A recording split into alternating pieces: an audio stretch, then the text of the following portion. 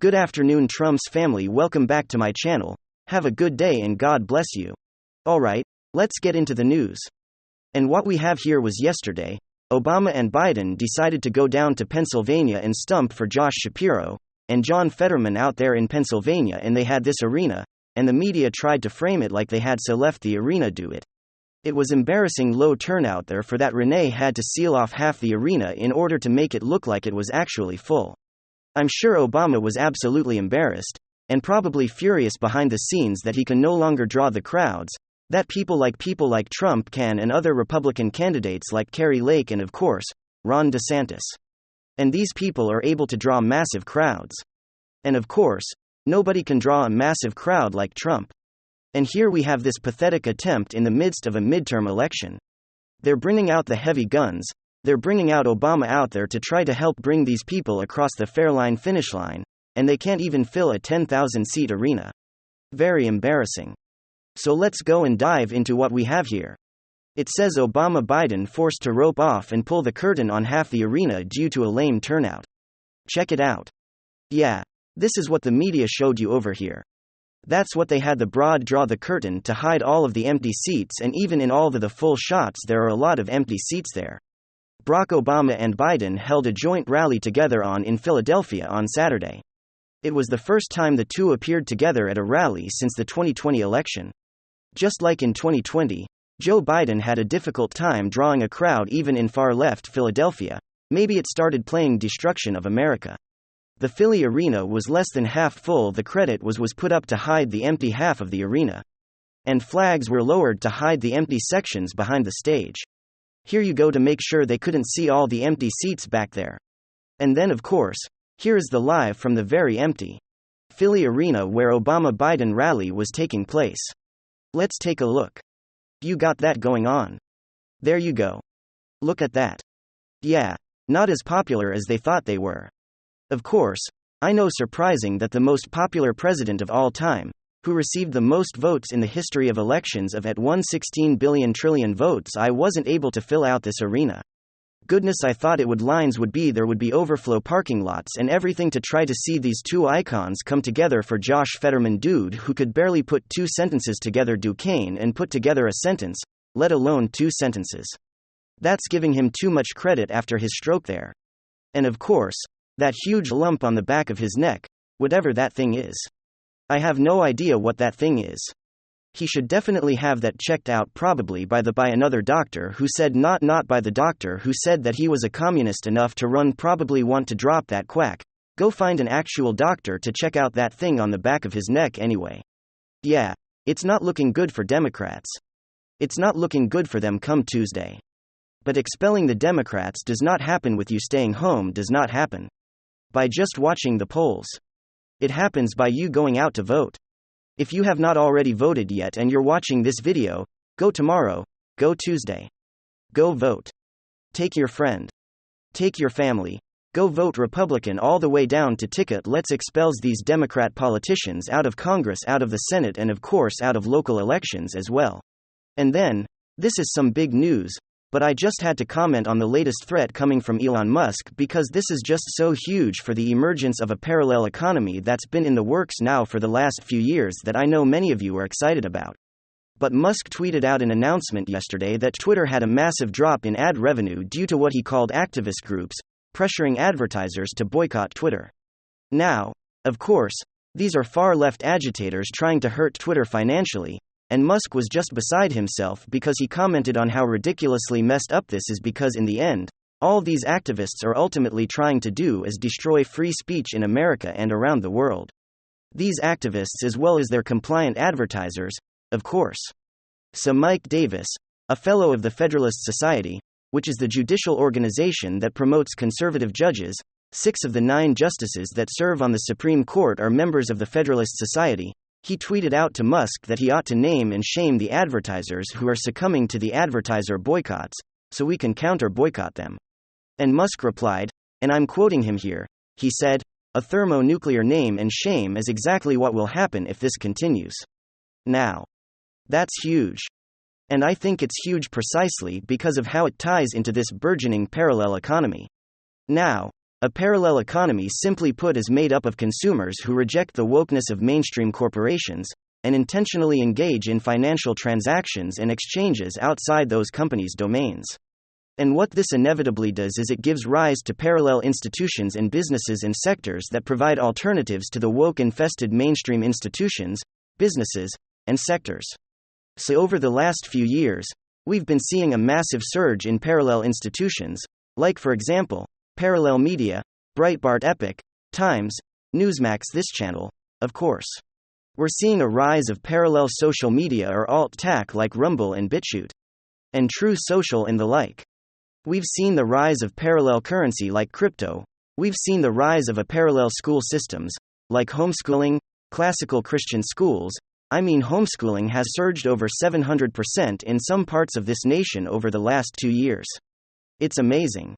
Of course, we're seeing the rise in parallel colleges, conservative colleges, Christian colleges that are actually flourishing, while other colleges are seeing across the board decline in their enrollment. Alternative payment processing systems like Gap Pay, parallel medical insurance, like healthcare cost-sharing organizations that the Amish have been using for decades. But here's the key in all of this. The impetus, the propulsion, the thrust that's driving the parallel economy, is what's called consumer politics. And this is precisely what Elon Musk is advocating here. Consumer politics involves customers intentionally buying from companies that promote and support our political commitments on the one hand, while at the same time refusing to purchase from those companies that actively oppose our politics on the other. And so consumer politics generally involves what are called boycotts and boycotts, right? So boycotts of the refusal, obviously, to purchase from companies that offend our political values, but boycotts are intentional purchases from companies that support and protect our political values.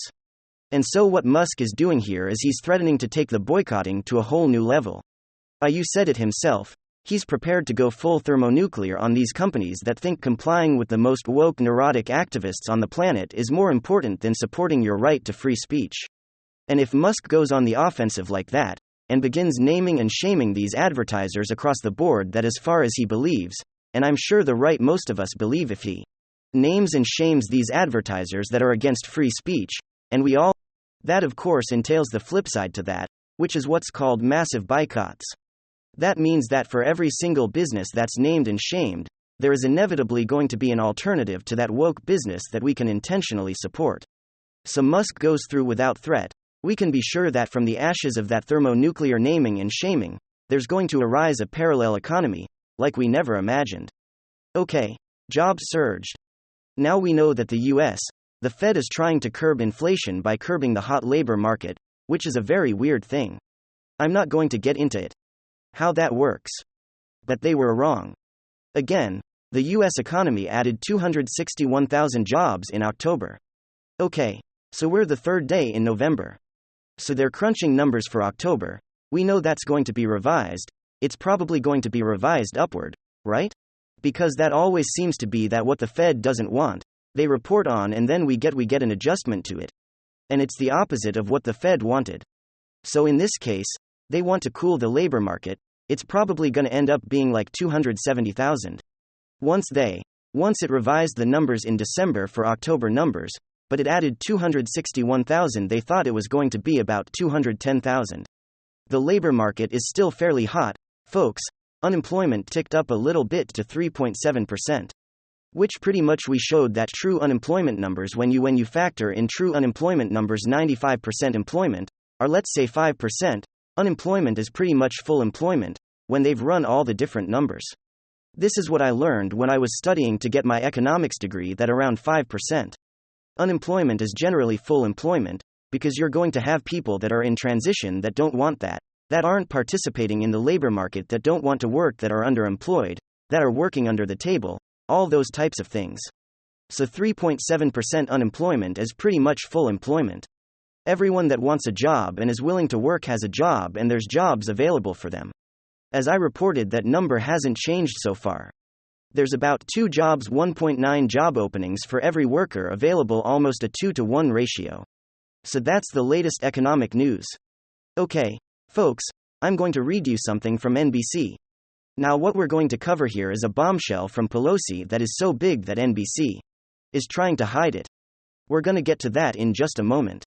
I'm not gonna string you along. I'm gonna get to that in just a moment. But check out this from MSNBC got a big old picture of John Fetterman, like this. And here is what they tweeted out an article that they tweeted out. Disabled Americans have the right to be represented, and most importantly to work, and that includes working for the US government. Do you freaking believe this? MSNBC is making the case that a disabled man who cannot read properly, cannot communicate properly, deserves to be a US senator. Okay, disabled Americans have the right to be represented. Obviously, that's an obvious statement. You see, for this vote, for those of us that know their Jedi mind tricks, we can see right through this. Ms. NBC, CBS, disabled Americans have the right to be represented. No one ever said that disabled Americans don't have a right to be represented. That is a stupid statement. But see, they do, and most importantly to work. No one said that disabled Americans shouldn't be able to work. And that includes working for the US government. And of course, they put John Fetterman there. John Freeman's campaign could have a meaningful impact on disabled voters. But people like us have resorted to ableist attacks. Seriously. Next thing you're gonna want is for us to get into buses, because of course they don't want you to drive, you will own nothing and be happy. They want you to get on buses with disabled bus drivers who will originally have strokes.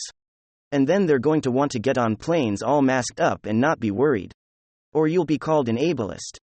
If you're worried because the pilot recently had a stroke, and maybe isn't up to 100% in his cognitive abilities. This is absolutely ridiculous. Absolutely ridiculous. And by the way, what are the people that gave us Barack Hussein Obama? Was Oprah Winfrey. She made Obama's second-term unknown junior senator from Illinois a household name. And she is shilling for John Fetterman. Oprah Winfrey jumped to the political fray this week like she has in the past when she endorsed Democrat Pennsylvania Senate candidate John Fetterman. And she did that over that Dr. Oz is a longtime friend of hers. But she is a partisan political hack. She literally is backing in it the guy's an idiot, and a grifter. Right, folks, that he's married with children and he's been living off his parents and somehow became lieutenant governor. This is a man that went and took a shotgun and went and confronted with a firearm an innocent black man, but that's okay. He is a white Democrat and he can get away with being an actual racist. And of course, we have Oprah Winfrey backing an actual white racist Democrat because that's how they roll. Winfrey issued her endorsement of Fetterman during a virtual town hall yesterday. I said it's up to the citizens of Pennsylvania.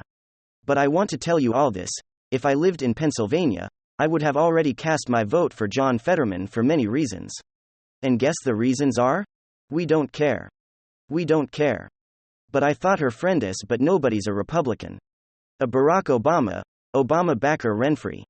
Also back several Democrat midterm candidates. So those going against Marco Rubio, etc. Anyway, we don't really care what she endorses, but she didn't even endorse one of her friends.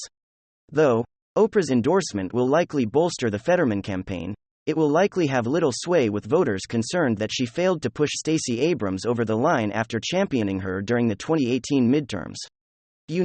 Stacey Abrams was a denier of those results back in 2018. Oh, but how that changes today.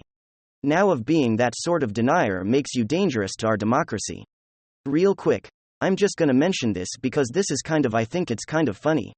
China is saying that Joe Biden's extreme MAGA speech proves he has no courage to face his slew of fiascos.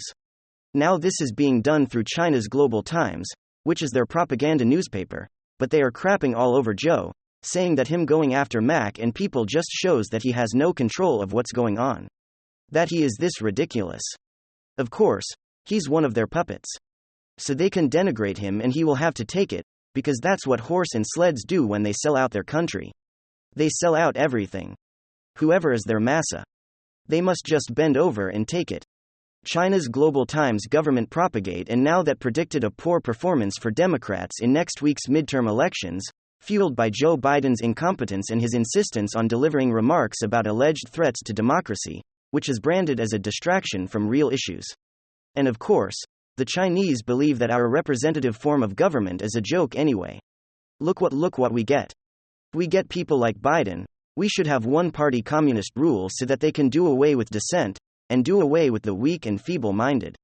Over on Twitter, major companies are pulling or pausing their advertisement over Elon Musk takeover, and this is why you do not bow down to the woke crowd. Elon Musk is generally not a guy who falls for this, is falling for it now, and he's getting his ass handed to him. General Mills and Audi recently stated that they are pausing advertising on Twitter following Elon Musk's acquisition of the platform. If you recall, I reported that GM was the first to do this. CBS News reports that General Mills and Audi confirmed on Thursday they will be pausing advertising, following the takeover of Elon Musk of the firm. A spokesman for General Mills told CNN in a statement, "We have paused advertising on Twitter. As always, we will continue to monitor this new direction and evaluate our marketing spend." Well, here is what Elon Musk tweeted out today. Twitter has had a massive drop in revenue due to activist groups pressuring advertisers. Even though nothing has changed with content moderation, and we did everything we could to appease the activists, extremely messed up. They're trying to destroy free speech in America. Welcome to our battle, Elon Musk. We appreciate you raising $44 billion to take on the battle. But a whole bunch of us who are like, no crap's your luck. We could have told you this was going to happen. And this is where Elon Musk got played. He has done nothing. Nothing has changed with the content moderation. I mean, he liked Ye, Kanye West back on. I'm still off. President Trump is still off. President Trump doesn't want to be back on anyway. But he can still flip on President Trump's accounts and let President Trump disable it. Nope. We did everything we could to appease the activists. Well, maybe you'll learn, Elon Musk. Screw the activists, do what's right. That's all I gotta say about that. Thank you very much. WWG1WGA. Give me your